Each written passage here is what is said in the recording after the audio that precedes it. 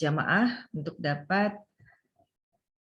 mengikuti ya secara audio dan visual, itu akan lebih mudah ya insya Allah. Baik, sebentar ya, nanti akan cari bahannya.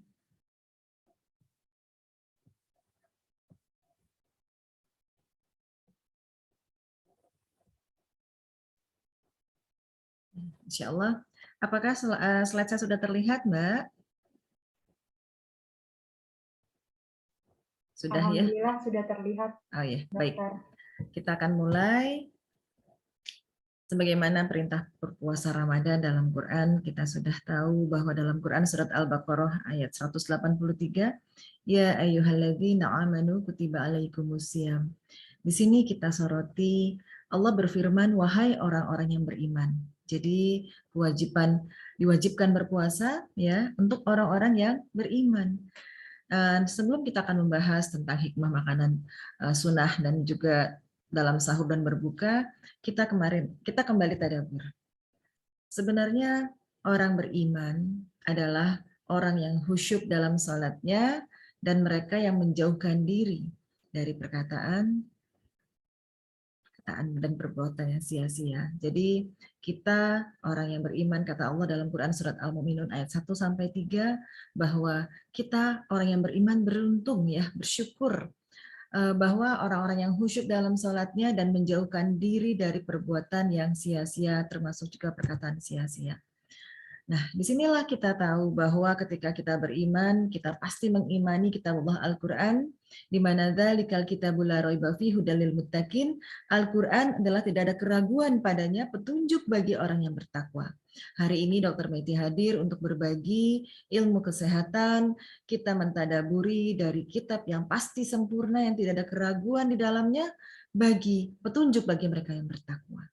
Hari ini insya Allah kita tidak aja menjadi seorang Islam, tapi juga seorang yang beriman, mukmin, mukminah, di mana kita seorang yang beriman, pastilah kita berusaha untuk takwa, karena dalam perintah berpuasa juga, kita kembali dalam ayat, dalam Quran surat Al-Baqarah 183. Bagaimana firman-Nya adalah diwajibkan atas orang sebelum kamu agar kamu bertakwa. Jadi niatkan puasa untuk Allah, ya Allah, Allah inginkan kita dengan berpuasa menjadi orang yang bertakwa. Jadi sehat hanyalah bonus dari kita bertakwa di bulan Ramadan, menjalankan puasa wajib di bulan Ramadan ini. Orang yang bertakwa adalah orang yang mampu mentaati perintah dan larangan Allah. Insya Allah sebulan penuh kita berpuasa, kita akan menjadi orang yang semakin bertakwa, yang senantiasa menaati perintah Allah dan menjauhi larangan Allah.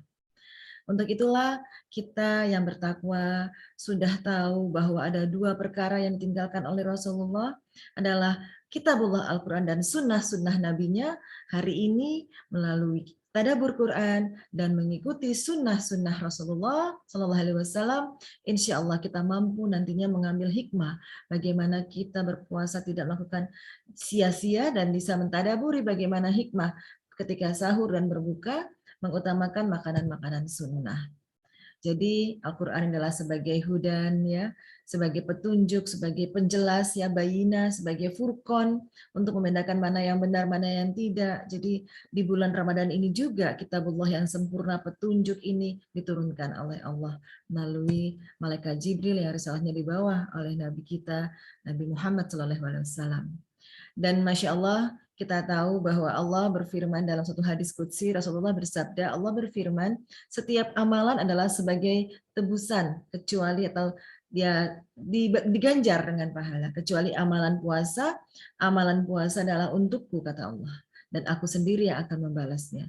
Jadi kalau Allah yang mempunyai langit dan bumi yang membalasnya, Masya Allah, tidak akan bisa terhitung balasan Allah ketika kita melakukan puasa untuk Allah. Jadi kalau begitu, jangan sampai kita berpuasa untuk Allah, tapi tidak mendapatkan puasa apa-apa manfaatnya untuk kita, untuk Allah, kecuali hanya rasa lapar dan dahaga saja. Jadi jangan sampai hari ini, jangan sampai puasa kita sia-sia, hanya dapat lapar dan haus saja. Ya, dari hadis Sahih At-Tabrani. Jadi itulah yang membuat kita terhindar dari perkara puasa yang sia-sia. Yang pertama, jangan berkata dusta. Kedua, jangan berkata sia-sia. Dan kata-kata kotor ya, ke arah pornografi, apalagi sampai bermaksiat. Jadi di sini betapa banyak orang yang berpuasa namun dia tidak mendapatkan dari puasanya tersebut kecuali rasa lapar dan dahaga. Jadi itulah pertama berkata dusta. Jadi Dokter Meti pertama adalah jangan sampai puasa kita sia-sia dengan berkata dusta pada saat kita melakukan ibadah puasa. Nanti ada hubungannya dengan makanan, iya. Secara saintifik, Masya Allah, begitu kita mentadaburi ilmu saintifik dengan ayat-ayat kauniyah yang kita mampu tadaburi sebagai hamba Allah yang ulul albab, kita akan tahu bahwa ketika kita di bulan Ramadan kalau berkata bohong ya, berkata dusta gitu ya, ini sangatlah perbuatan tersebut adalah melakukan perbuatan yang keji gitu ya, apalagi sampai menfitnah puasa tapi berbohong, menfitnah si fulan si fulana gitu ya.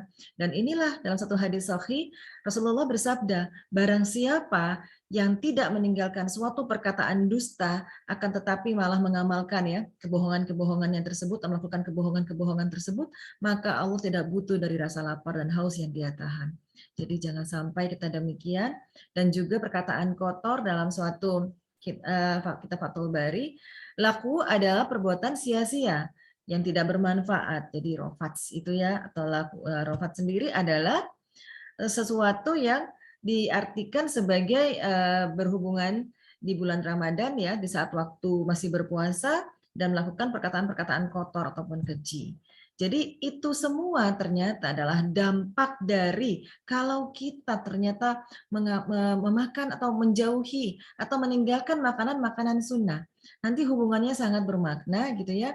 Jadi puasa bukan hanya menahan makan dan minum saja, namun puasa menahan diri dari perkataan laku dan rofats. Apabila seseorang mencelamu atau berbuat ulah kepadamu, katakan bahwa aku sedang berpuasa, aku sedang berpuasa. Jadi kita benar-benar diharuskan untuk menghindari perkataan dusta, perkataan keji, perbuatan maksiat gitu ya. Jangan hanya sekedar menahan lapar dan dahaga. Sehingga ketika kita diwajibkan sebagai orang beriman berpuasa, surat Al-Baqarah 183 tadi, kemudian dalam hadis sahih puasa adalah perisai, as-saumu junnah, kata Rasulullah, yang melindungi kita dari penghalang perkataan kotor, perbuatan maksiat, yang menghalangi kita dari terjerumus kepada neraka. Jadi inilah yang kita tadaburi hari ini, yaitu ayat-ayat kauniyah.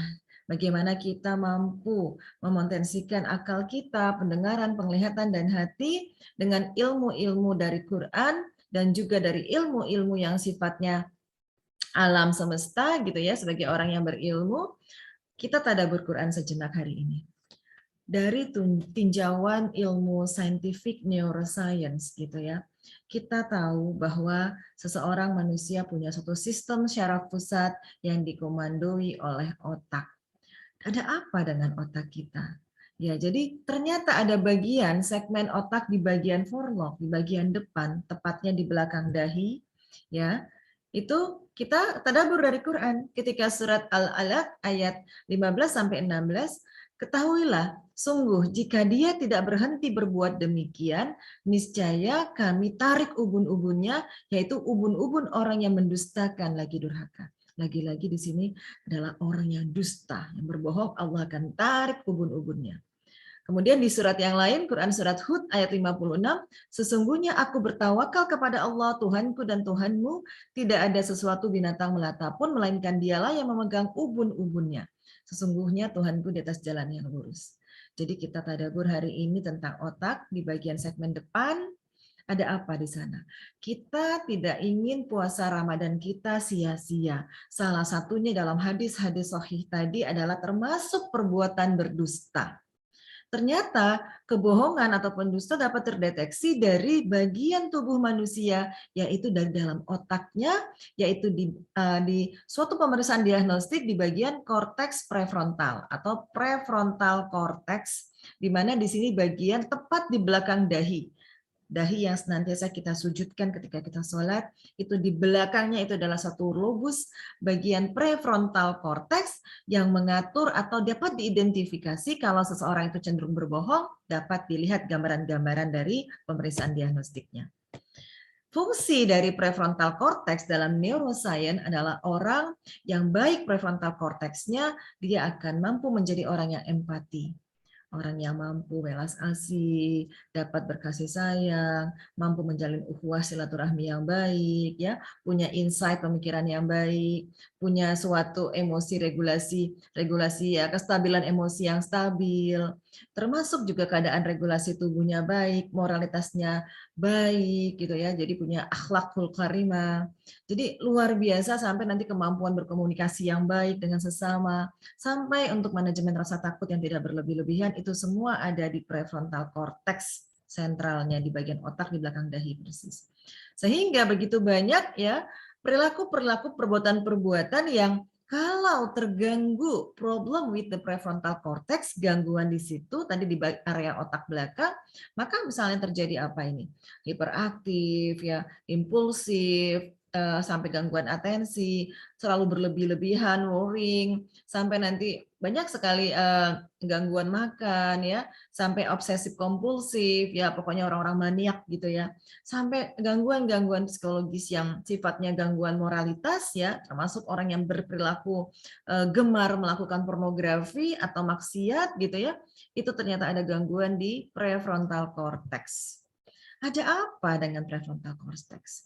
Ternyata organ tubuh kita itu berproses kalau ada suatu komunikasi antar organ, antar sel, kalau ada yang memperantarainya adalah suatu pesan. Dalam bahasa kedokteran, pesan itu disebut first messenger, yang disebut adalah hormon. Ternyata dominasi hormon di prefrontal cortex adalah serotonin. Di sini sampai ada ekspresi atau suatu ikatan hormon localized khusus di bagian prefrontal cortex adalah hormon serotonin. Ya, serotonin reseptornya ada di otak, mempengaruhi kognisi, mood ya, sampai kecemasan dan sangat highly ekspresi ditemukan di sana reseptor hormon serotonin di prefrontal cortex di bagian otak depan. Dan inilah yang akhirnya membuat saya sebagai dokter tafakur panjang, lakukan suatu literasi-literasi referensi ilmiah ketika saya membaca tentang serotonin dari prefrontal cortex, mengatur sampai berhubungan dengan moralitas seseorang manusia, sampai kecenderungan dia bisa berbohong. Ada apa dengan serotonin?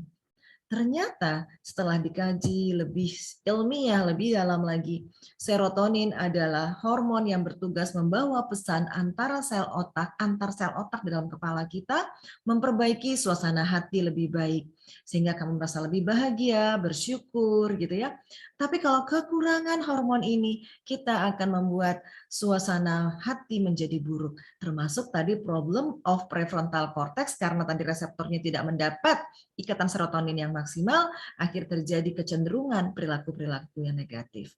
Ya termasuk tadi berdusta, berbuat keji, ya, berkata kotor, sampai pornografi, sampai bermaksiat, na'udzubillah. Secara ilmiah ada suatu pesan yang kurang tersampaikan kepada bagian otak tadi, yaitu serotonin. Dan ternyata inilah titik ketika Dr. Meti hadir di sini ingin mencerahkan para sahabat jamaah Masjid Besar Al-Falah hari ini di bulan Ramadan. Semoga tidak sia-sia Ramadan kita dengan perilaku-perilaku kita yang dibenci Allah tadi. Ya, jadi pertama kita harus tahu, ada satu hormon dalam kepala kita, itu 95%-nya disusun, dibentuk dalam perut kita, dalam saluran cerna kita. Di sini gut artinya adalah saluran cerna, termasuk lambung dan usus. Did you know 95% hormon serotonin yang mengatur mood, perilaku, ya, perkataan baik atau bohong itu diregulasi dari usus, dari lambung. Jadi apa yang kita makan akan berdampak dengan otak juga, tak sampai perilaku. Jadikan Ramadan ini bagaimana sabda-sabda Rasulullah tentang perintah-perintah utama dalam bulan Ramadan ketika kita melakukan ibadah puasa. Kalau kita beriman, kita bertakwa, sami'na wa ata'na. Dengarkan, takwa, ikuti. Nah, jadi ketika begitu banyak studi behavioral neuroscience gitu yang paling up to date saat ini sampai buku-buku di negara barat tentang ada hubungan sangat signifikan antara mind and gut. Mind adalah pikiran, otak termasuk dengan gut, saluran cerna. Disinilah ketika kita berpuasa jangan sampai sia-sia. Kok dia puasa kok masih marah-marah sih? Kok itu puasa bohong mulu? Kok itu puasa masih nonton pornografi? Kok itu puasa berperilakunya kasar gitu ya. Ternyata dia tidak sadar ada yang salah dengan isi perutnya. Karena ada suatu aksis komunikasi yang sangat erat antara isi perut dengan otak, di mana serotonin pathway, jaras-jaras jalannya hormon serotonin yang membuat keseimbangan perilaku, keseimbangan mood, empati, apapun tadi fungsi-fungsi dari bagian prefrontal cortex itu perlu serotonin yang adekuat jumlahnya. Di mana ketika diketahui dari brain, ya, dari otak kita bahwa ada serotonin yang traveling, keliling-keliling. Nah, jadi kalau orang kurang serotonin ya itu tadi gangguan perilaku dan sampai suka berbohong. Nah, ketika kita mau jadi healthy brain atau happy mind, healthy mind, ternyata ayo kita mulai yuk di bulan Ramadan kita membuat healthy gut. Bagaimana healthy gut? Karena kita ternyata ketika sudah kita masukkan sesuatu yang baik ke dalam saluran cerna, dia yang akan mensintesis 95% termasuk tadi hormon yang disebut serotonin. Ada banyak hormon, tapi hari ini Dr. Meti hadir untuk membahas tentang serotoninnya. Dan Bismillah, dokter. Mohon maaf, motong sebentar boleh? ya, Dokter boleh minta tolong untuk PPT-nya di full screen agar di YouTube terlihat diapain? Di full di screen? full screen. Iya. Ini karena ternyata saya punya gangguan di PPT. Nanti saya share. Oh ya, terima kasih Qadarullah. banyak. Iya, tapi terlihat ya, sekilas Lihat terlihat kalau ya. di Zoom. Iya, qadarullah. Ya, Ya, ini saya kebetulan. besarkan saja ya. Nah, jadi selain tadi serotoninnya luar biasa mengatur mood kita, empati kita, perilaku bohong, dusta, ataupun jujur, ataupun maniak, ataupun macam-macam tadi, ternyata serotonin itu akan bisa juga diubah lebih lanjut menjadi melatonin pada malam hari. Kalau yang seempunya badan, tutup mata dalam keadaan gelap, atau kita khusyuk beribadah, atau ketika pagi kita buka mata, melihat sunatullah cahaya matahari menghampar ke dunia ini, itu mengaktifasi proses konvertisasi perubahan serotonin menjadi melatonin yang berdampak terhadap fungsi-fungsi sistem organ tubuh seluruhnya. Dan disinilah Dr. Meti sampai meneteskan air mata ketika ingin berbagi tentang ilmu saintifik yang kita tadaburi dengan ayat-ayat kauniyah ini, bahwa food that increase serotonin level, improve mental health, salah satunya adalah kurma. Allahu Akbar. Ya, fabi ai ala idrobikum matukaziman. Kemudian madu, sampai air putih. Jadi kalau kita tadi sahur nggak ada makan kurma, nggak ada minum air putih, nggak ada minum madu, jangan sampai nanti puasa kita sia-sia, kita akan terdorong secara tidak sadar, syaraf kita mendorong kita kekurangan serotonin untuk berperilaku lebih pemarah, tidak kurang empati, harusnya mau sedekah, males gitu. Ada hubungan nanti dengan food intake yang kita masukkan ke mulut kita. Secara saintifik, ilmiah, ini dia prosesnya. Ketika input diet ke dalam usus, dalam mulut, masuk ke saluran cerna, ada proses metabolisme di saluran cerna, nanti ada kuman-kuman baik juga membantu tentunya proses pencernaan untuk nantinya menghasilkan di sini serotonin, dan kemudian lalu syaraf vagus dan pembuluh darah. Diantarlah kemudian serotonin itu sampai ke dalam otak. Tadi ingat, 95% otak mendapat serotonin kalau isi perutnya mengandung bahan baku yang dapat disusun menjadi serotonin.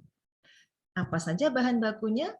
Termasuk kombinasi dengan berbagai vitamin, vitamin B6, B12, vitamin C, asam folat ya, sampai DHA, vitamin D3 gitu.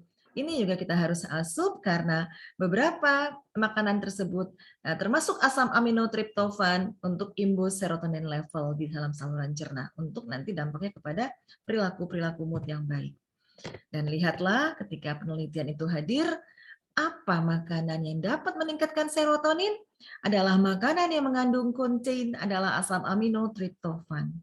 Dan tahukah para sahabat, triptofan ini berasal dari madu.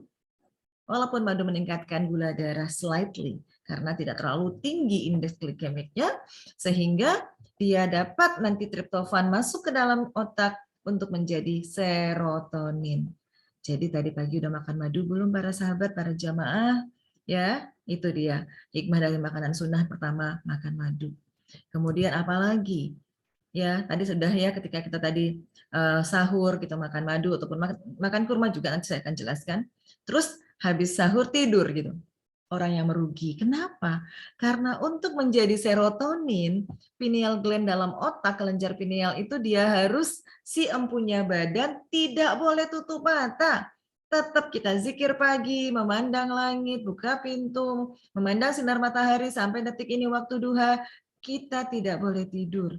Karena ada proses dalam tubuh, apa yang tadi dimakan sahur, ketika kita memandang matahari, masuk cahaya matahari ke titik suprachiasma nuklei, maka dia akan mengkonvert atau menyusun suatu hormon serotonin yang lebih optimal lagi sampai deh ke otak, sehingga dokter Meti hari ini senyum-senyum gitu, moodnya bahagia, alhamdulillah ya Allah gitu ya.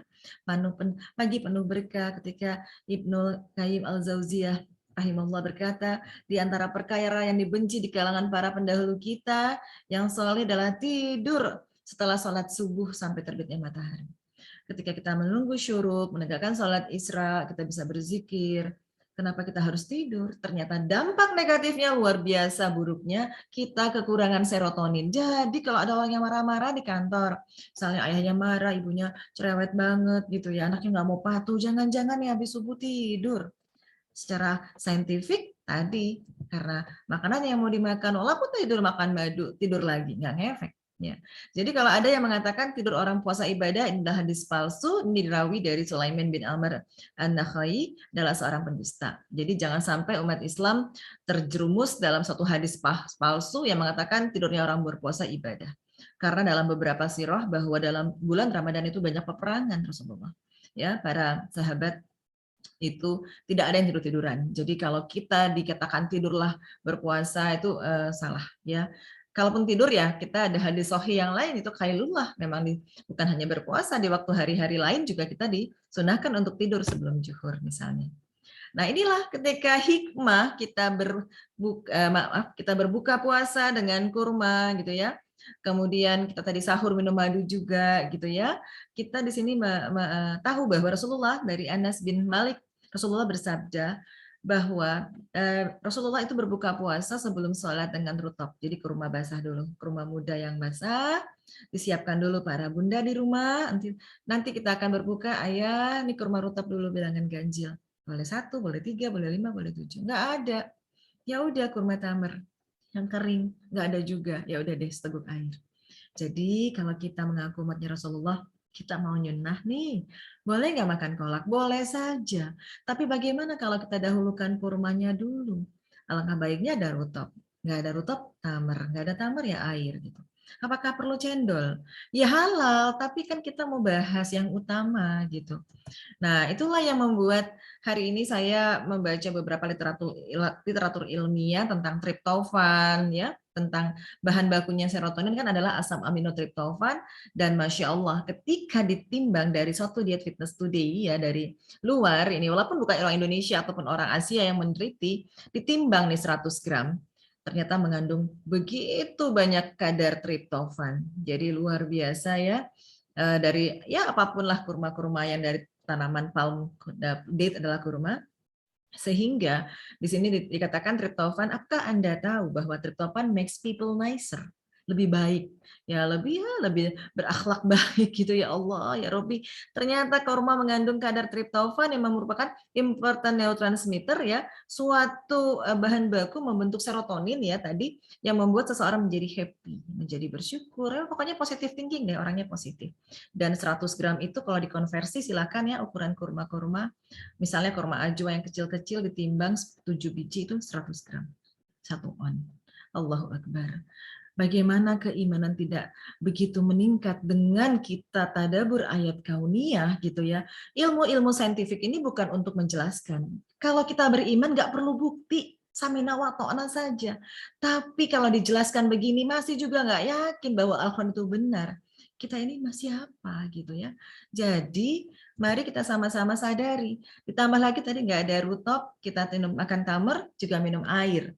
Dan ternyata risetnya adalah bahwa ketika kita ingin bahagia, ya ada beberapa sel-sel syaraf untuk berkomunikasi di antaranya dengan perantara pesan dari hormon serotonin. Kalau without enough clean water, tanpa minum air, maka otak kita tidak dapat memproduksi cukup serotonin. Nah, Jadi kalau ada iklan itu ya, ada ya, saya nggak sebut merek gitu ya. Jadi orang yang nggak minum ini terus memang jadi gagal fokus gitu ya. Bener, bener banget secara saintifik memang berhubungan bermakna ini studi tahun 2012 ya. Jadi itulah hikmah dari kita patuh gitu minum air putih. Jadi perlu nggak minum gula? Nggak usah. Minum air putih saja, makan kurma, nggak usah modifikasi karena kemampuan kita untuk membuat suatu model makanan baik tidaklah sesempurna apa yang dikatakan oleh Rasulullah. Karena perkataan Rasulullah adalah isinya wahyu. Ya, jadi itulah kita di sini juga membaca dari riwayat Ahmad dari Abu Al-Khudri radhiyallahu an, Rasulullah bersabda, makan sahur itu barokah, maka jangan kamu tinggalkan walaupun seorang di antaramu hanya minum seteguk air. Rasulullah ingatkan minum air walaupun hanya seteguk. Ya, ya Allah, bukan minum teh manis ya, para ayah bunda. Boleh nggak Bunda? Ya boleh, tapi kan kita hari ini bertadabbur Quran untuk talabul ilmi mengutamakan makanan sunnah ya. Dan kalau ada yang sampai di bulan Ramadan ataupun di hari lain dia pemabuk, minum alkohol, ya alkoholik, inilah makanya dia akan menjadi kenapa kita diharamkan untuk minum khamr secara saintifik ya. Itu karena memang sudah hukum ya syariat ikutin, tapi setelah diteliti secara saintifik adalah ketika orang-orang peminum itu serotoninnya diteliti ya dari berbagai ribu orang yang pemabuk diambil serotoninnya itu kadarnya depleted ya sangat-sangat rendah di bawah ambang normal.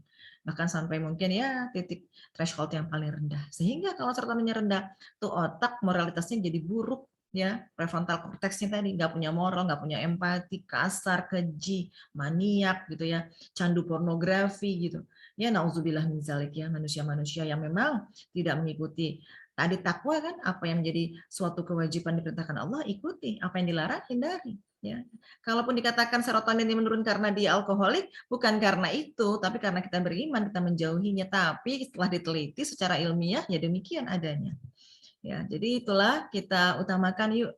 Kita berpuasa di Ramadan, kita mengutamakan makanan-makanan sunnah, apapun itu kurma, makan melon, makan cuka apel, makan minyak zaitun, apapun yang disebutkan dalam sunnah, gitu ya, madu, delima, air putih, buatin ya, susu, ya silakan gitu. Dan khusus untuk serotonin tadi yang merupakan hormon utama untuk mengatur kepribadian, perilaku, mood, sampai kata dusta tadi, tolong hindari selama di bulan Ramadan. Nanti kalau ada anak kita belajar puasa, ini bunda kasih cookies, ini es krim buka puasanya. Ayah, bunda, tolong hindari. Karena apa? Ternyata, astagfirullahaladzim, kalau kita makan snack yang dengan gula tinggi, apalagi gula rafinasi, contohnya dalam permen ya, packaging dessert ya, apapun lah bentuknya dalam bentuk packaging minum soda gitu. Ini akan membuat serotonin kita dalam keadaan sangat-sangat rendah. Yang kedua adalah makanan berlemak trans fat.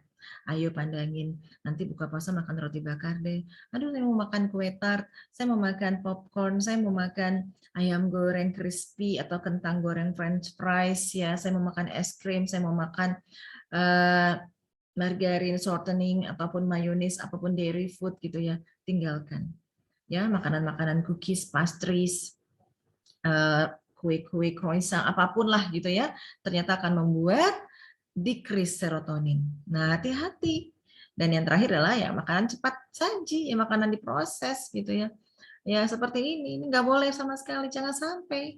Ya pertama ya tadi jangan sampai Ramadan kita sia-sia. Karena kita akan cenderung terdorong di bagian otak kita serotoninnya depletion. Akan cenderung lebih depresi, cemas, dan lain-lain. Ini sampai nauzubillah berperilaku yang tadi diharamkan oleh Rasulullah tadi. Nah, jadi bagaimana sikap kita menyikapi diri menyambut Ramadan ini di hari pertama ketika Rasulullah itu dalam khutbahnya, hai manusia, bulan yang agung, bulan yang penuh berkah, telah menaung, bulan yang di dalamnya ada suatu malam yang lebih baik dari 1000 bulan. Bulan padanya dalam mewajibkan berpuasa, qiyamul lail disunahkan, barang siapa yang di bulan itu mendekatkan diri kepada Allah dengan suatu kebaikan, nilainya seperti orang yang melakukan perbuatan diwajibkan pada bulan lainnya. Dan barang siapa yang melakukan kewajiban pada bulan itu nilainya sama dengan 70 kali lipat dari kewajiban yang dilakukan pada bulan lainnya, keutamaan sedekah pada bulan Ramadan. Jadi ini hadis sahih tentang gimana Rasulullah berkhutbah. Nah, jadi kalau begitu, marilah kita siapkan amalan-amalan di bulan Ramadan. Ya, tentunya para sahabat, para jamaah sudah tahu hukum-hukumnya apa aja yang dilakukan, dari mulai kita sholat, baca Quran, ya tentunya berpuasa wajib di bulan Ramadan, menjaga lisan, menjaga pandangan, ya jaga hati kita. Jangan lupa tadi, manusia bisa hidup kalau kita memasukkan suatu bahan makanan.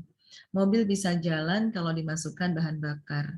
Jadi kalau kita misalnya ingin mampu khusyuk beribadah, melakukan amalan-amalan baik di bulan Ramadan, bagaimana tubuh kita bergerak dengan energi yang inputnya adalah makanan-makanan tadi yang disunahkan. Karena hikmah dari makanan-makanan yang disunahkan, baik itu sahur maupun berbuka, kita mendapat suatu neurotransmitter ataupun hormon yang baik agar otak kita sebagai sentral komando sistem tubuh juga mendapatkan hormon-hormon yang baik. Ya, dari perut kita tadi ditransfer ke usus melalui syaraf dan juga pembuluh darah. Jadi kalau begitu setelah kita tadi tahu hikmah makan makanan sunnah ketika sahur dan berbuka, kita dapat tercegah dari kekurangan serotonin sehingga serotonin kita melimpah kalau kita memakan makanan yang disunnahkan, akhirnya kita menjadi pribadi yang lebih baik, lebih tenang, tidak berkata dusta, tidak mau berbuat yang maksiat gitu ya. Ditambah lagi kita semakin takarur melakukan ibadah-ibadah gitu. Ketika kita tahu otak di bagian yang paling tinggi di organ tubuh kita letakkan paling rendah ketika kita bersujud. Sebagaimana Quran Surat Al-Hajj 18, tidaklah engkau tahu bahwa siapa yang ada di langit dan siapa yang di bumi bersujud semuanya kepada Allah. Ya, jadi kalau puasa nggak sholat ya, alhamdulillah gitu. Ternyata dampak dari sholat ini apa yang terjadi? Tadi hormon dari usus serotonin yang disintesis dari bahan baku yang mengandung triptofan dan serotonin khususnya dari makanan-makanan sunnah contohnya, itu akan diserap oleh apa? Pembuluh darah. Kebayangkan aliran secara mekanik kalau dia dari perut mau ke otak, dia akan lebih mudah kalau apa? Kalau kita bersujud, gitu ya. Jadi kalau keajaiban sujud, aliran darah hanya dapat menyebar khusus localized di otak. Ya, di sini sudah banyak penelitiannya. Sehingga kalau begitu udah tersampaikan tuh secara saintifik tadi kita tadabbur ayat Quran dengan akal ya, dengan ayat-ayat kauniyah tadi, ternyata ya tadi akhirnya moodnya baik, perasaan empati lebih tinggi, perasaan lebih ya tenang hatinya gitu ya. Itulah kita kalau kita sudah beriman ya ikutin, lakukan aja sholat apapun, sholat rawatib, sholat sunnah, taubat, sholat tasbih ya, selain sholat fardu, sholat tarawih, sholat tahajud, semua sholat witir, tadi sholat isra, ini sholat duha gitu, dan ditambah kita benar-benar istiqomah di bulan Ramadan membaca kitabullah Al-Quran, dan apa yang terjadi ketika kita mendapat suatu rahmat dari Allah, ketenangan dengan membaca Quran, dan sampai makhluk-makhluk Allah yang malaikat melingkupi orang-orang yang membaca Quran gitu ya.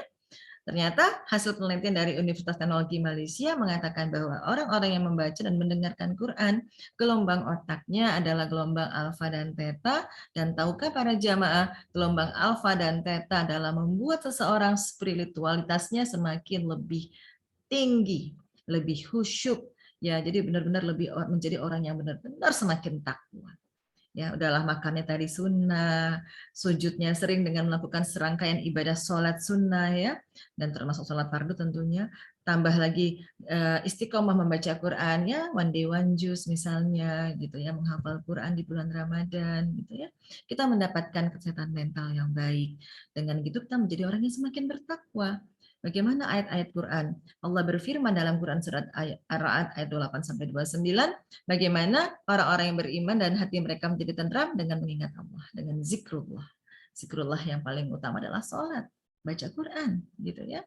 Kemudian orang-orang yang beriman juga ketika tahu bahwa kita Quran sebagai syifa, kalau ada yang gundah gulana, sakit yang dalam dada, wa nunazilu minal Quran ma huwa syifa wa rahmatan lil mu'minin. Jadi orang beriman, Al-Quran sebagai syifa dan rahmat. Ya. Jadi itulah fabi ayyi ala irobikum atukaziban, nikmat mana lagi yang kita dustakan. Setelah kita berislam, kita semakin beriman gitu ya. Akhirnya kita menjadi manusia-manusia yang berpuasa untuk Allah. Nanti kita akan tunggu saja balasan yang tidak terbatas dari sisi Allah dalam bulan puasa ini. Baiklah, demikian yang bisa saya bagikan, saya bersharing, saya tidak menggurui. Segala kekhilafan berasal dari saya pribadi, segala kesempurnaan milik Allah Subhanahu wa taala. Billahi taufik wal hidayah. Assalamualaikum warahmatullahi wabarakatuh. Waalaikumsalam warahmatullahi wabarakatuh. Jazakillah khair dokter atas sharingnya yang sangat bermanfaat. Ini benar-benar kayak ilmu baru gitu dokter. Ternyata tidak boleh. Banyak banget hal yang saya dapatkan yang dokter sampaikan. Hikmah dari makanan-makanan sunnah yang Rasulullah telah ajarkan. Baik dokter, izin untuk sesi tanya jawab. Untuk Bapak Ibu yang ingin bertanya dapat raise hand dan membuka mic, boleh juga di chat di kolom chat kepada Bapak Ibu sekalian, dipersilakan. Boleh Ibu Tari dipersilakan untuk open mic, silakan untuk bertanya. Halo, Assalamualaikum warahmatullahi wabarakatuh. Waalaikumsalam warahmatullahi wabarakatuh. Terima kasih ilmunya, Dokter Meti. Sangat bagus sekali ya untuk saya yang baru tahu ilmu sedalam ini gitu. Mau tanya, kan ada yang bilang kalau kurma yang bagus itu yang berasal dari Arab ya. Cuman kan saat ini mungkin ada keterbatasan bagi orang-orang untuk mengakses kurma-kurma tersebut. Apakah sama manfaatnya bagi kurma tersebut bila berasal dari, apa sih sekarang kan ada yang dari Amerika ataupun daratan-daratan lain seperti itu. Terima kasih. Ya, baik. Dr. Meti berusaha menjawab kalau untuk tahu apakah bagus bagaimana ya, yang paling bagus adalah kurma ajwa. Walaupun barangkali kurma ajwa yang ditanam di Amerika ataupun di Indonesia ya. Tapi kalau jenis-jenis spesies kurma yang lain, Allahu a'lam, masalahnya semua apa yang Allah tumbuhkan di muka bumi pasti baik ya. Rabbana ma khalaqta hadza batila. Tidaklah Allah ciptakan segala sesuatu sia-sia. Jadi yang penting begini, kita mungkin harus cerdas gitu. Kadang-kadang kalau untuk makan sesuatu gitu ya, kita juga harus tahu hulunya. Siapa petaninya, bagaimana distribusinya gitu ya. Kalaulah kita melihat sesuatu kurma, tadi yang terbaik kurma rutop. Kurma rutop itu kan kalau disimpan di atas meja aja mungkin sehari 2 hari langsung busuk ya. Itulah ternyata ada kesegaran yang luar biasa dari kurma rutop. Ya, tapi kalau tamer ya mungkin sebulan juga nggak apa-apa karena kan kurma kering, jadi sudah ada proses yang tidak dapat membuat dia mudah untuk membusuk. Jadi jawaban tentang jenis kurmanya Allahu alam. Tapi kalau kita niatnya untuk mengikuti sunnah, nanti Allah akan mudahkan kita bertemu dengan penjual kurma yang amanah. Kadang-kadang ada kurma yang dikasih gula, jadi kurma karamel ya lengket gitu. Ya jadi kurma yang benar-benar gimana kalau lebih amannya? Yuk kita utamakan sunnah. Kalau nanti Masjid Besar Al-Falah, siapkan kurma rutopnya. Kan? Kalau kurma rutop kan nggak bisa diawetin, itu benar-benar seger ya, krenyes-krenyes gitu ya. Dan kalau nggak ada ya kurma tamer, apapun mereknya, apapun jenisnya terserah. Gitu. Mau asal dari manapun ya, ya terserah saja. Semoga Allah mudahkan ya. Yang penting jangan ada kurma yang krenyes-krenyes karena lengket-lengket karena ada karamelnya, karena itu bukan kurma, tapi kurma jadi-jadian dicampur gula. Jadi demikian ya jawabannya. Baik dokter, ada pertanyaan dari Ibu Naila. Assalamualaikum, dokter mau tanya, untuk orang tua saya yang ada riwayat diabetes, apakah berbuka dengan kurma, tamer, aman dok? Terima kasih banyak. Ya, insya Allah. Hadis sahih tentang makan kurma 7 butir digeneralisasi untuk umat Rasulullah, ya untuk umat Islam yang mau mengikuti sunnah. Insya Allah tidak akan ada mudarat. Maksimal 7 ya Bu. Bolehlah jadi 7 tidak dicampur lagi teh manis, tidak dicampur lagi air gula, dan makannya dibatasi buah-buahan yang lain gitu. Kadang-kadang kita udah makan kurma terus minum teh manis, terus makan nasinya sepiring penuh, ya akan tinggi glukosanya. Tapi kalau kita misalnya begini, berbukanya dengan kurma maksimal 7 butir, kemudian buah potongnya yang tawar, misalnya apa? Ya makan saja misalnya buah melon kan nggak begitu manis ya, gitu kan. Kemudian atau alpukat juga tidak terlalu manis. Terus makannya lebih banyak sayur dan buah. Kemudian didahulukan dulu sayur dan buah tadi. Sayur tadi ya, sayurnya masak bening, kemudian lauknya ikan ataupun telur dimasak bening, pindang, pepes gitu ya. Tidak diolah berlebih-lebihan dan nasinya nggak usah gitu, nggak perlu pakai nasi. Tapi kalau misalnya nggak mau makan korma, makannya nasi ya boleh-boleh saja. Ya, silahkan saja, tapi maksudnya tidak berlebihan. Makan karbonya banyak, tambah kurma lagi, pada orang diabetes ya jangan begitu. Jadi kalau saya tidak akan pernah a priori kurma sebagai penyebab diabetes mellitus jadi meningkat gula darahnya, karena saya juga punya ibunda yang menderita diabetes, saya berikan kurma maksimal 7 butir. Tapi itu pun diinisiasi dengan 1 ataupun 3 dulu deh gitu. Sembari nanti dilihat ketika selesai makan 2 jam, boleh Ibu lakukan riset berbasis keluarga, Ibu periksa gula darahnya dengan alat periksa gula darah sewaktu, ataupun gula darah 2 jam setelah makan. Kalau ternyata meningkat tajam, besoknya diubah, kurangi makan karbohidratnya.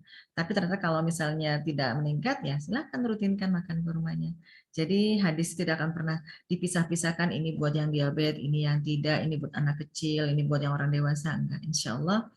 Makan kurma anjuran 7 butir, insya Allah adalah untuk semua umatnya Rasulullah. Demikian jawabannya ya Bu. Masya Allah. Dokter, ada pertanyaan lagi dari Ibu Sri Wiharti. Assalamualaikum dokter, izin bertanya. Kalau untuk konsumsi habatus sauda maksimal berapa ya dok? Dan baiknya serbuk atau minyak? Ya, habatus sauda adalah aslinya bentuknya adalah biji, ya, bukan minyak. Kalau dalam proses menjadi minyak ada proses destilasi. Saya pernah melihat proses destilasi perubahan dari serai menjadi minyak serai citronella, 100 kilo serai menjadi minyak serai hanya 1 liter. Jadi kalau saya lebih yakin yang orisinil makan biji, Bu. Dosis yang maksimal pernah diteliti dalam satu jurnal ilmiah kesehatan itu 2.500 mg. Jadi kalau ada kapsul isinya 500 mg, maksimal Ibu boleh makan 5 kapsul sehari. Ya, demikian jawabannya. Dok, Dok. boleh bertanya dok? Afwan Ibu Siti, mungkin saya membacakan yang sudah tulis di Zoom dulu ya. Oh iya. Iya, ada banyak pertanyaan yang sudah masuk terlebih dahulu. Saya bacakan dari Ibu Mariam Hasan. Assalamualaikum Bunda, mau bertanya, bagaimana kiat berpuasa penderita kanker? Karena ada obat yang harus diminum 3 kali sehari. Ya, kalau ini kan kita mengenal rusyah, kemudahan bagi orang yang uzur ada penyakit berat. Ya, silakan tidak berpuasa, jangan dipaksakan. Kalaupun mau berpuasa, ya di saat kita benar-benar sedang tidak harus makan obat. Karena kan kemoterapi itu ada regimen. Misalnya kemoterapi itu harus setiap hari. Kalau Bunda pribadi ya bagi orang yang berpuasa sedang mendapat terapi kemoterapi ya dalam regimen 1 bulan kah 2 bulan kah, terus bersamaan datangnya bulan Ramadan, tidak usah berpuasa dulu. Nanti setelah dia selesai meregimen melakukan kemoterapi, silakan berpuasa sunnah yang lain. Ya, karena kita mengenal kemudahan kok bagi yang sakit, ibu hamil, ibu menyusui, bahkan Bunda Miti kalau ada ibu hamil menyusui sama ini ya mau puasa, harus ukur diri, periksa dulu kadar laboratoriumnya, bagaimana kadar Hb-nya, serum ferritinnya, vitamin D-nya, kalsiumnya. Kalau semuanya kedodoran, semuanya drop, mau puasa, dia jolim kepada janin ataupun jolim kepada anak yang disusuinya. Karena kita mengenai rusyah, kemudahan. Kalau sudah ada kemudahan, kenapa nggak kita ambil? Toh pahalanya sama saja dari sisi Allah. Jadi yang kanker tadi namanya uzur, ada penyakit, silakan tidak berpuasa. Nanti, kalaupun bertemu dengan selesai regimen kemoterapinya, silakan berpuasa. Ya, demikian jawabannya. Pertanyaan dari Ibu Novi, dokter, Assalamualaikum Dokter Meti, izin bertanya, apakah kurma dan madu dapat diberikan untuk usia 1 tahun? Jazakillah khair dok. Tadi sebenarnya sudah dijawab. Ya, tentang 1 tahun banyak polemik ya, karena katanya kalau yang dari madu itu mengandung suatu zat yang dapat membuat anafilaktosin dari suatu bakteria yang terkandung dalam madu. Tapi kalau Bunda Meti ketika anak sudah MPASI di atas 6 bulan silahkan saja. Ya, jadi kalau madu tropikal insya Allah tidak ada sesuatu yang dikhawatirkan kecuali mungkin madu dari luar negeri yang dari proses kelembapannya bisa mengandung jamur ya, yang dapat berbahaya untuk bayi. Kalau pengalaman pribadi, Bunda sih tidak meneliti tentang khusus untuk anak-anak karena bukan spesialis anak. Tapi kalau saya pernah memberikan madu pada anak saya dan madu yang saya yakini benar-benar saya lihat tidak madu palsu. Karena banyak sekali umat Islam terfitnah sampai produksi madu pun lebahnya dikasih makan gula pasir gitu ya. Jadi orang dapat mudorotnya. Jadi bukan nektar sari bunga dan sari buah dari fermentasi air liur lebah, tapi tadi gula yang dimasukin mulutnya lebah. Jadi itu ya jolimnya mereka yang berdagang madu. Jadi kalau kita mau yakin dapat hikmah dari makanan-makanan sunnah, ya kita tahu hulu distributor makanannya ataupun provider penjual madunya benar-benar amanah. Kalau perlu berkunjung ke peternakan madunya. Ya, lebih lebih yakin kalau madu hutan nih. Jadi hati-hati nih para kaum muslimin yang berdagang madu ya, hati-hati saya tidak berani memfitnah Rasulullah dengan menjual madu palsu atau membeli madu palsu. Nanti yang disalahin tadi madu. Ya, demikian. Jadi kalau saya pribadi, anak saya MPASI 6 bulan, saya berikan madu. Sedikit, setengah sendok teh satu kali saja. Ya, dicampur dalam misalnya jus buahnya, ada pepaya, ada jeruk, ada pisang gitu. Demikian jawabannya. Kalau kurma ya boleh banget, kapan anak kita sudah MPASI ya boleh, silahkan. Masya Allah. Dokter, ada pertanyaan dari jamaah. Assalamualaikum. Dokter, bagaimana tips berpuasa bagi penderita asam lambung karena riwayat stres? Jadi kadang muncul perasaan cemas di tengah-tengah puasa saat perut terasa sakit dan takut tidak kuat puasa. Terima kasih dokter. Nih, ini kekurangan serotonin nih. Stres ya. Kenapa harus stres ya? Wasta'inu bis-sabri was-shalah. Jadikan penolong kita sabar dan sholat ya. Tenangkan hati kita dengan mengingat Allah, hati menjadi tenang. Wa nunazilu minal Qur'an ma huwa syifa. Jadikan Quran sebagai syifa.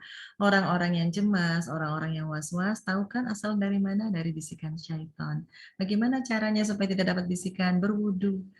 Jadi jangan cemas. Orang mukmin tidak perlu cemas karena ada Allah yang maha segalanya. Karena benar begini, orang yang sakit mah ada banyak yang perlu diintrospeksi, dimuhasabah ya. Jangan menyalahkan asam lambung. Tahukah para sahabat, asam lambung itu sunatullah ada dalam lambung. Allah peruntukkan asam lambung namanya HCl itu selalu ada untuk bisa membunuh bakteri jahat, virus jahat, jamur jahat yang mungkin secara kesempatan mereka masuk melalui makanan yang kita asup. Adalah HCl yang membuat mereka itu musnah. Kemudian kenapa jadi nyeri? Karena luka di lambung. Kenapa luka di lambung? Pertama, kita selalu pola makannya adalah makanan yang tidak didahului dengan mengkonsumsi serat. Tahukah para sahabat, kalau kita sebelum makan pokok, sebelum makan nasi, sebelum makan gulai, sebelum makan apapun lah gitu yang sifatnya makanan pokok, bagaimana dahulukan buah-buahan. Jadi orang-orang yang pernah sakit lambung atau sedang sakit lambung, bertaubatlah sebelum berobat, berubahlah pola hidupnya. Jalani sunnah. Rasulullah ketika disuguhi makanan daging dan kurma, Rasulullah mendahulukan kurma. Kita karena mungkin kurang ilmu, ketika bangun tidur ujung-ujung langsung makan nasi goreng, ujung-ujung langsung makan seblak, ujung-ujung langsung makan lontong sayur. Kenapa tidak didahulukan makan sebutir kurma ataupun pisang, ataupun potongin dulu tomat, atau apapun yang lebih sifatnya sayur dan buah.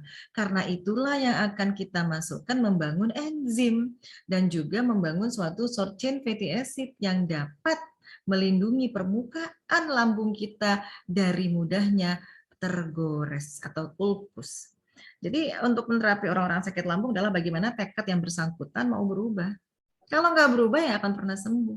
Jangankan itu, kita analogikan saja seorang wanita memotong sayur mayur di dapur gitu ya, nggak sadar tergores gitu dengan pisau. Kemudian nggak sengaja meres jeruk nipis, perih nggak? Perih. Terus yang salahin asam apa? Salahin jeruk nipis? Enggak. Yang disalahin pisau? Ya enggak. Ya salahin kita kenapa kita ngiris tangannya? Nggak sengaja. Oke. Kalau begitu kenapa mengisi lambung bangun tidur langsung makan bakso? Kenapa bangun tidur langsung makan nasi goreng? Kenapa bangun tidur langsung makan roti? Nah, yang salah siapa? Rotinya kah? Tidak. Kitanya yang salah memilih. Jadi untuk yang orang asam lambung jangan khawatir, berubahlah. ya dahulukan dengan sahur makanan yang alami. Nanti insya Allah saya bagi melalui panitia juga tentang bagaimana pola makan puasa ya. Sudah sering sih di beberapa kajian Bunda itu saja Bunda bagi, tapi yang belum mendapatkan silakan ikuti saja dari pola makan sahur sampai berbuka ada sampai 4 pekan Bunda bisa share nanti silahkan ikutin saja bagi orang yang menderita penyakit gastritis kronis ya. Insya Allah Allah izinkan di bulan penuh maghfirah keberkahan ini Allah izinkan Allah angkat penyakit ibu. Ya, baik. Demikian ya jawabannya. Insya Allah, dokter. Ada pertanyaan dari Ibu Rakmi, dok. Assalamualaikum, dokter. Bagaimana dengan kurma yang kita rendam dengan air hangat sampai 12 jam baru kita minum? Apakah ini termasuk yang baik juga, dok? Terima kasih. Iya, insya Allah itu kan namanya air nebes. Silahkan. Kalau ada sunnah hadisnya sahih, pasti baik. Ya silakan aja. Bunda tidak masukkan semua sunnah. Banyak termasuk tadi ya makanan yang disukai Rasulullah ada makan cuka, apa namanya cuka ya cuka termasuk kalau kita convert di zaman kekinian pernah tahu kefir, tahu yogurt silakan. Itu kan makanan fermentasi. Ya jadi apapun yang pernah disunahkan kita tahu hadisnya sahih, insya Allah pasti toib. Ya demikian. Baik dok, kita persilakan untuk Ibu Siti Gani tadi sudah open mic kepada Ibu, kami persilakan. Assalamualaikum Ibu Dokter Meti. Iya, waalaikumsalam warahmatullahi wabarakatuh. Ini kalau kita mungkin yang udah agak usia ya, mungkin karena harus sudah sadar diri, kalau mau buka itu insya Allah deh mengikuti pola hidup yang sunnah tadi menurut Rasulullah. Tapi kalau anak-anak nih, biasanya mak bikin es buah mak gini gitu. Terus kasihan juga mereka udah aus-aus puasa gitu kan kita nggak bikinin. Nah solusinya apa jalan keluarnya seperti apa itu untuk memberitahu kepada mereka. Dan yang kedua kalau saya kan kalau kurang minum suka agak-agak pegal tuh pinggang tuh. Selama puasa kan biasanya waktu untuk minum itu kita udah terawih, ini udah malas lagi minum, udah banyak apa pokoknya gerakan ke sana ke sini. Solusinya apa kalau kurang minum itu kira-kira makanan yang bisa mengcover tuh dari minuman apa ya Bu Dokter? Mungkin itu terima kasih. Assalamualaikum warahmatullahi wabarakatuh. Ya, waalaikumsalam warahmatullahi wabarakatuh. Ibu, kita memang sebagai Madrasatul Ula memang ratunya dapur. Jadi kita harus cerdas mengimprovisasi. Dikatakan air, dikatakan madu, dikatakan buah, baik kan semuanya. Apakah harus makannya sendiri-sendiri? Tidak. Ibu mau bikin es buah, silakan. Tapi nggak usah dikasih gula, dikasihnya madu. Sama saja kan? Jadi potongin semangka, potongin melon, ya. Terus kalau ada nanti korma, silakan Bu. Boleh nggak santan dokter? Boleh. Santan juga ciptaan Allah. Ya, makanan alami. Kenapa? Bayangkan Ibu pandang pohon kelapa. Dari dalam tanah disedot akarnya dari pohon kelapa sampai ke pucuk dia menjadi air kelapa. Ya, disambahkan, waduh, sehat banget. Jadi kalau hari ini saya cuma ngajarin kurma dan madu saja, bukan berarti ini saja. Tidak, Bu. Dalam Quran Ali Imran 191, dalam satu ayat Allah berfirman, Rabbana ma khalaqta hadza batila. Tidaklah sia-sia apa yang aku ciptakan. Jadi kalau tadi ada yang nanya, dok bagusan mana ya dok, kurma atau sari kurma? Ya jelas bagusan kurma. Sari kurma ya yang buat pabrik. Nah, jadi kalau itu air kelapa sama santan yang ada mereknya itu dok, ya air santan yang dibuat sendiri, diperasnya pakai apa? Pakai air kelapa juga gitu. Jadi coconut milk itu bisa dibuat dimakan mentah loh Bu. Jadi kelapanya itu diparut, diperas pakai air kelapa, bukan pakai air ledeng. Nggak perlu dipanaskan karena pemanasan tadi merusak enzim-enzim di dalam kandungan dari air kelapa ataupun santan tersebut. Jadi saya nggak pernah nyalahin santan juga itu jadi buat sakit enggak ya. Jadi Ibu begitu. Jadi kita perlu kursus masak lagi nih kayaknya di edisi berikutnya bersama Bunda Meti. Terima kasih. Ya, jadi ngerti ya Bu, ya es buah silakan. Masalahnya sekarang es buahnya cuma 25% gula, refinasi gula pasirnya yang segentong, santannya dipanasin, ditambahin lagi macam-macam yang aduh ya loh. Sampai bola-bola apalagi.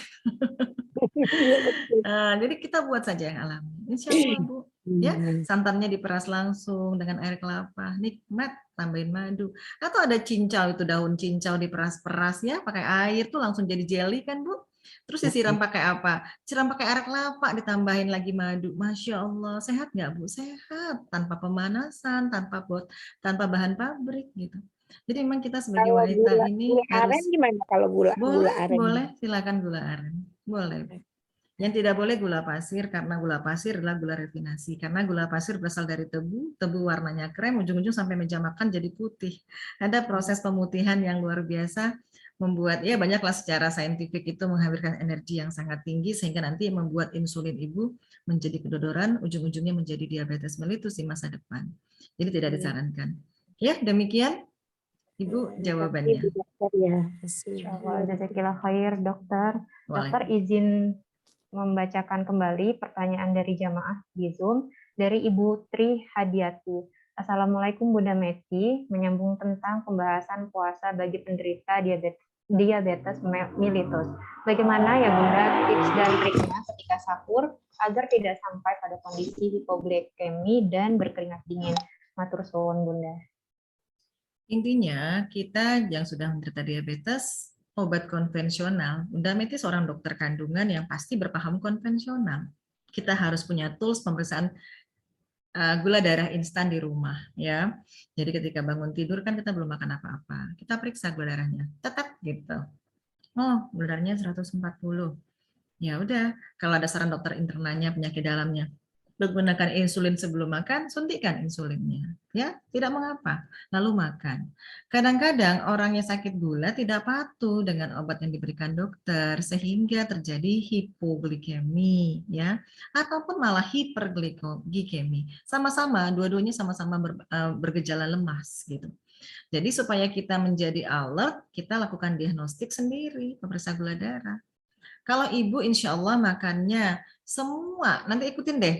Saya bukan takabur ya, tapi ikutin aja, nanti bisa diminta para sahabat baik yang di Zoom maupun yang di YouTube kepada panitia penyelenggara Korma ini, kajian online Ramadan Masjid Al-Falah, ikutin yuk sebulan pola makan yang kita susun, saya bersama guru saya Profesor Insinyur Ahmad Sulaiman dari IPB Bogor, seorang ahli gizi. Ya, ikutin. Istiqomah saja. Nanti coba ibu ikutin setiap hari atau tiap 2 hari periksa gula darahnya. Kalau semuanya netral, insya Allah ikutin sebagai pola makan sehari-hari. Nah gitu. Jadi gimana ya Bu, dengan berpuasa insya Allah malah Allah akan jadikan gula darah kita menjadi normal, pankreasnya lebih sensitif, banyak sekali manfaat dari kita berpuasa. Kalau ditinjau lagi dari hikmah puasa dan kesehatan tuh bisa 1 harian kita bahas. Misalnya puasa tidak akan mungkin menyakitkan, kecuali untuk orang-orang yang memang sudah sakit berat tadi seperti kanker, untuk orang hamil ataupun menyusui, ada kemudahannya. Baik, demikian ya jawabannya. Oh, jazakillah khair, dokter. Izin membacakan kembali, ada pertanyaan dari jamaah, dari Ibu Maryam Hasan. Apakah harus ada jarak jika ingin mengkonsumsi kurma, madu dengan minum obat kimia? Jika harus ada jarak, berapa lama dok? Terima kasih. Ya, saya belum pernah meneliti, tapi kalau saya sih nggak perlu jarak-jarakin lah. Ya, demikian. Karena tidak ada mudorot lah dengan makanan alami ciptaan Allah. Alhamdulillah. Baik dok, ada pertanyaan lagi dari Ibu Leni Ardiana. Assalamualaikum, kalau keputihan, apakah boleh makan kurma dok? Apa hubungan keputihan sama kurma? Ayo kita cerdas yuk Bu, keputihan dalam proses infeksi, adanya masuknya bakteri, ataupun parasit, ataupun jamur ke dalam rongga saluran ginekologi seorang wanita. Karena apa? Mungkin personal hygiene kita kurang, ya. pH dari kemaluan kita berubah. Nah, kurma ada hubungannya nggak? Ya nggak ada hubungannya. Tapi tidak akan menambah keputihan gitu, nggak ada, ya malah baik-baik saja. Kurma itu kan serat, prebiotik lah ibarat. Nah kalau prebiotik itu adalah makanan probiotik. Jadi kalau kita istiqomah makan kurma, kita menyuplai prebiotik masuk ke dalam usus kita. Apa yang terjadi? Meningkatlah probiotik. Apa itu probiotik? Adalah kuman baik yang menjaga seluruh port di enter tubuh kita, baik di saluran mulut, di saluran cerna, baik di kemaluan, akan dengan sendirinya akan bertambah. Kalau probiotik atau kuman baiknya tinggi, maka sistem imun juga performance meningkat sehingga mudah untuk dapat membarikade masuknya intruder, penyusup, infeksi, bakteri, jamur, dan lain-lain ke rongga-rongga tubuh kita. Jadi malah baik gitu. Jadi kalau ada yang nyalah-nyalahin nih, hadapin nama saya, makan kurma jadi keputihan. itu fitnah namanya, ya, malah baik justru. Demikian jawabannya. Alhamdulillah, terima kasih dokter. Izin membacakan lagi dari Ibu Iim Rohimah. Assalamualaikum dok, kakak saya sedang melakukan HD seminggu 2 kali. Apakah ketika HD kita harus berpuasa? Jazakillah khair. Sudah saya jawab, apapun penyakit berat yang sangat membuat kita tidak mampu gitu ya, tidak usah berpuasa. Allah sudah beri kemudahan ya. Rasulullah juga sudah dalam hadis-hadisnya namanya uzur, ada penyakit bisa dikodok dan bisa dibayar fidyah malah. Ya, jadi gagal ginjal adalah suatu keadaan end state di mana ginjal tidak dapat lagi memisahkan mengeluarkan ureum ya, kreatinin dengan baik lewat urin karena ada gangguan di sana sehingga urinnya sedikit sehingga racun berputar-putar di seluruh tubuh. Beberapa pengalaman kami menterapi orang yang gagal ginjal, yang pertama dilakukan adalah berubahlah dari pola makan yang selama ini dia lakukan. Ya, barangkali makannya selama ini banyak sekali makanan yang diolah atau dimasak terlalu berlebih-lebihan ya. Jadi berubah lebih kepada mengubah makanan yang lebih banyak alami gitu. Makanannya hanya telur, ikan, ayam kampung gitu. Itu pun dimasak dengan cara bening ya. Dipindang, disop, dipepes, tidak digoreng, tidak dibakar, tidak ditambahin tepung-tepungan gitu. Dan orang-orang yang sakit ginjal juga berhubungan dengan penyakit hipertensi ataupun penyakit diabetes. Jadi penyakit-penyakit utamanya juga harus dinetralkan. Jadi orang gagal ginjal kalau gula darahnya tinggi ya tidak akan menyelesaikan masalah. Orang yang gagal ginjal kalau tensi terus tinggi juga akan berdampak tambah berkomplikasi. Jadi berobatlah kepada ahlinya, Bu. Qadarullah saya bukan penyakit dalam, tapi saya pernah menjadi dokter umum ya sekilas saya tahu lah gitu ya. Tapi intinya jangan sampai kita a priori ke dokter. Minta tolong sama Allah agar dipertemukan dengan dokter-dokter yang membantu ibu memberikan jalan-jalan terbaik. Ya, jadi demikian jawabannya. Jazakillah khair dokter. Ada pertanyaan kembali dari Ibu Uni Nita. Assalamualaikum dokter, izin bertanya. Dokter, tanggal 24 Maret 2022, saya operasi kantong empedu dengan teknik laparoskopi. Hari ini saya tidak berpuasa karena badan masih berasa lemas dan mudah capek. Apakah hal ini dibenarkan menurut hukum Islam dan kedokteran? Kira-kira kapan saya boleh berpuasa? Jazakillah khair dok, jawabannya. Ya, jawabannya ya dibolehkan. Ibu kan sedang sakit. Nanti ibu kodo ya puasanya ketika ibu sudah pulih, insya Allah. Syafakillah labasa tohurun, insya Allah. Nah, jadi kalau kandung kemudiannya sudah dioperasi, ada batu di sananya, misalnya ini gangguan proses perlemakan. Jadi ibu jangan lagi ya makan lemak-lemak jenuh, makanan digoreng-goreng, makanan roti, kue, cookies berlebih-lebihan ya. Karena orang-orang yang menderita penyakit kandung empedu ada batu di sana adalah gangguan dari tumpukan lemak-lemak jenuh yang terlalu banyak di tubuh. Jadi ubahlah untuk makan lebih banyak yang kalau kita mau lihat yang gampang saja, browsing saja di Google gitu ya. Piring Kementerian Kesehatan dengan diet gizi seimbang. Itu setengah dari isi piring adalah sayur dan buah. Karbonya cuma 1/4, baru 1/4-nya lauk hewani, itu pun diolah tidak berlebih-lebihan. Jadi hanya direbus, di sop, dipindang, ya pokoknya mending-mending saja. Jadi ibu jangan sentuh lagi tuh makanan-makanan yang tinggi lemak ya, karena kandung kemudiannya sudah dioperasi. Jadi saat ini tidak bisa berpuasa, tidak apa-apa Bu, tidak disalahkan. Kan ibu sedang uzur. Demikian jawabannya. Alhamdulillah, terima kasih dokter. Masih ada waktu, izin melanjutkan ya dokter membacakan pertanyaan. Ada pertanyaan dari Ibu Sri Ayati. Assalamualaikum dokter, izin bertanya. Untuk menderita diabetes, jika minum obat-obat herbal, bisakah tidak minum obat kimia? Amaril, metformin, atau boleh digabung? Terima kasih dok. Saya menyarankan boleh semuanya. Orang diabetes kan pankreasnya tidak bisa memproduksi lagi insulin gitu ya. Kalau ibu masih menggunakan obat-obatan, berarti ibu pankreasnya oleh penyakit dalam masih dianggap mampu menghasilkan insulin. Tapi kalau ada yang sudah disuruh memakai insulin, berarti pankreasnya sudah tidak mampulah secara optimal menghasilkan hormon insulin. Para sahabat jamaah, sakit diabetes artinya adalah bagaimana pankreas tidak bisa mengeluarkan insulin. Apa hormon insulin itu fungsinya? Ketika kita makan jenis karbohidrat, sel tubuh kita yang 100 triliun ini adalah butuh tenaga untuk membelah dan beregenerasi dengan bantuan energi, dan energinya berasal dari glukosa.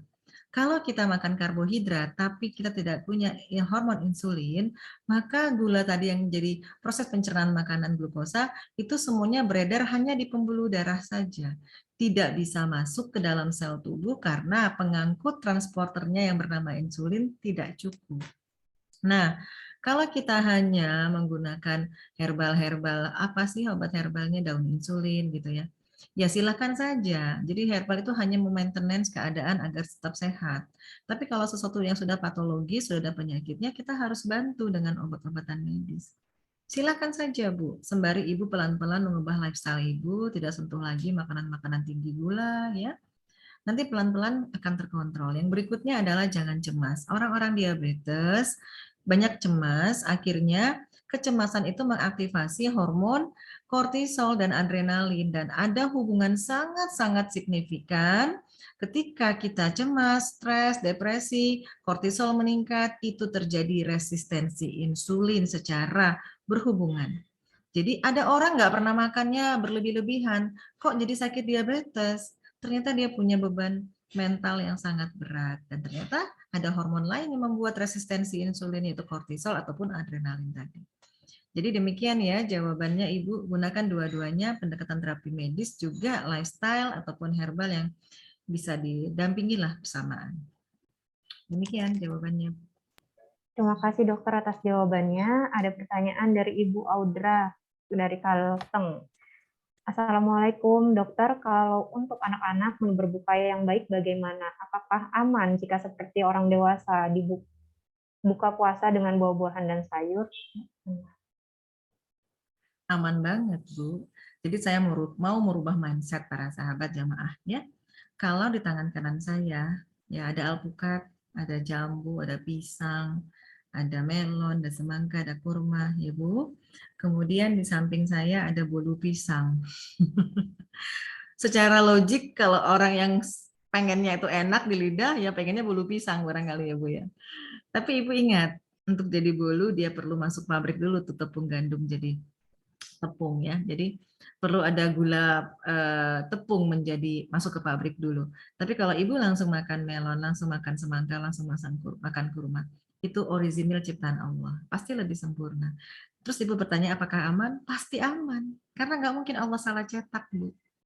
Ya, jadi harus kita menganalogi secara logik dan iman. Allah, kalau di sebelah ada kue, di sebelah sini ada pisang, aku sebelah sini ada pisang goreng, di sini pisang yang langsung dikupas, pasti yang orisinil jauh lebih baik karena ini asli ciptaan Allah. Ya, demikian jawabannya.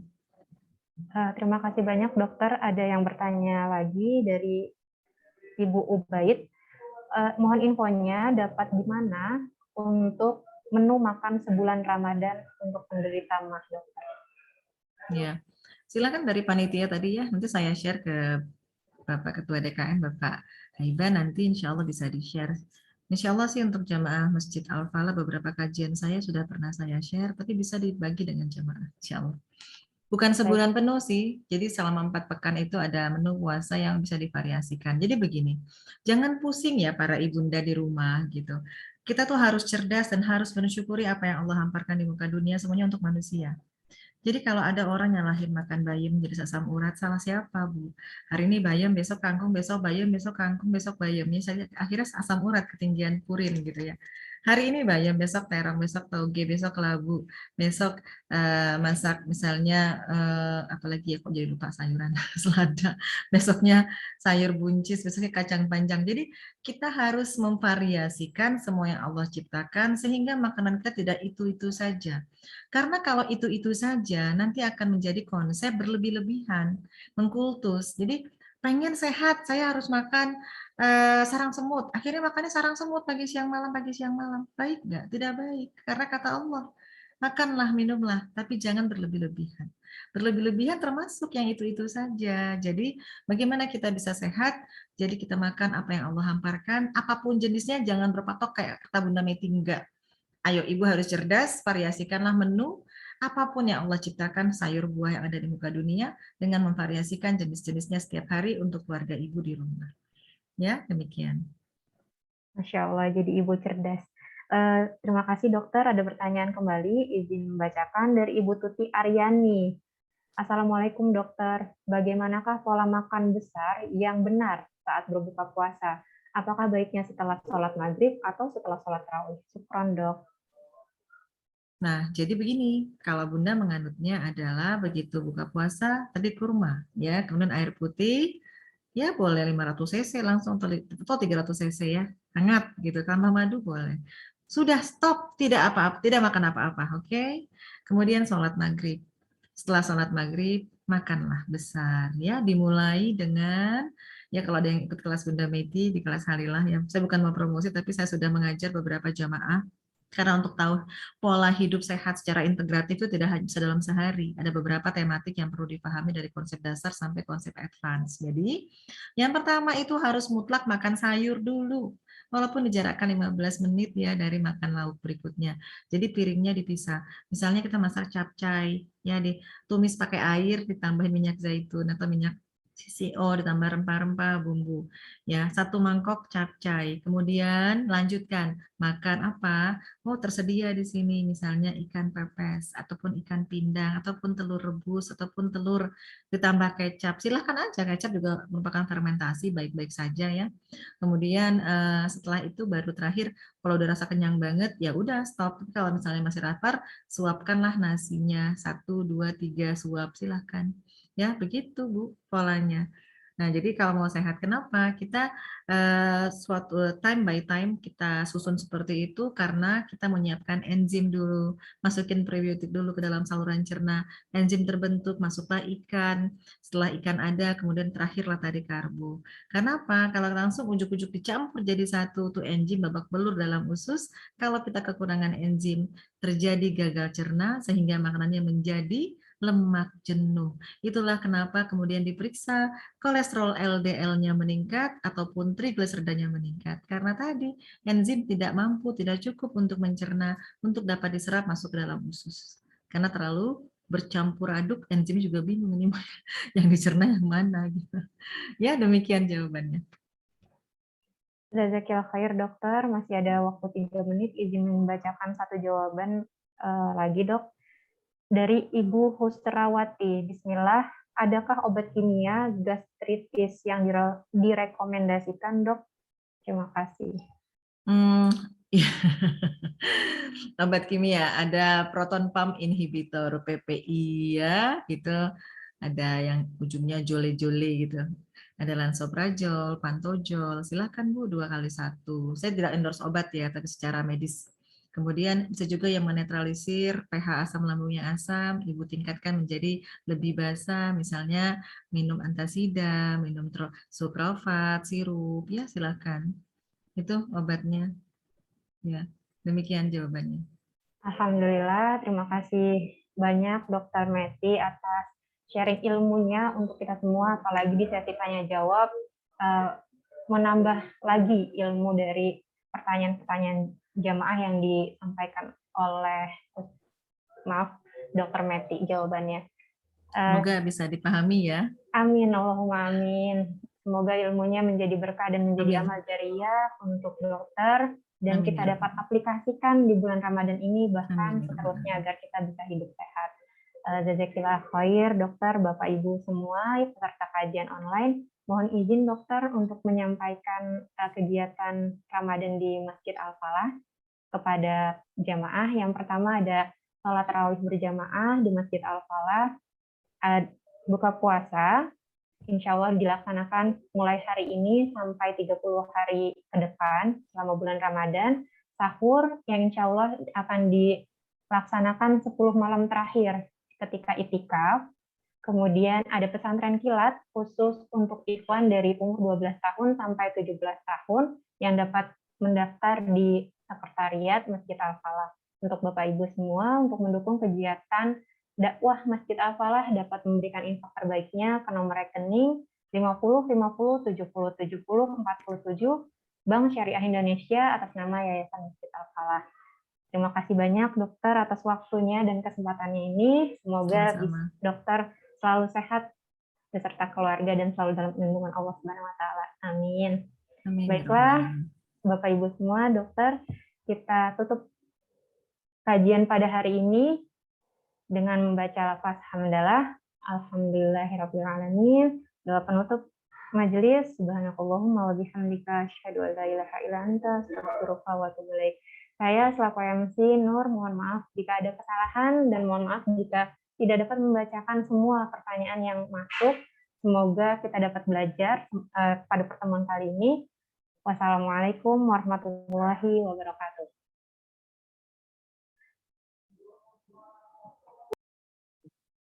Dokter Betty, sehat selalu ya. Ya, alhamdulillah Pak Haiban. Ya, Barakallahu fikum. barakallah. Dan jamaah sekalian, mohon bantu doa juga untuk Ibunda Dokter Meti yang saat ini sedang dirawat. Semoga Allah tambahkan kesabaran, tambahkan keikhlasan dalam menerima ujian dari Allah, dan juga semoga lekas pulih, sehat kembali. Bisa berkumpul bersama keluarga, menjalankan ibadah puasa, dan menyambut lebaran nanti. Amin. Salam hormat kami, dokter, untuk Ibunda. Reading doa. Ya. Amin. Waalaikumsalam warahmatullahi wabarakatuh. Ya. Ditunggu bahwa itu dari menu yang 1 bulan, termasuk saya juga lagi perlu nih menu 1 bulan supaya berat badannya bisa terkontrol. Ya, baik Pak Haiban, saya share ke Pak Haiban, insya Allah. Insya Allah, saya kelar.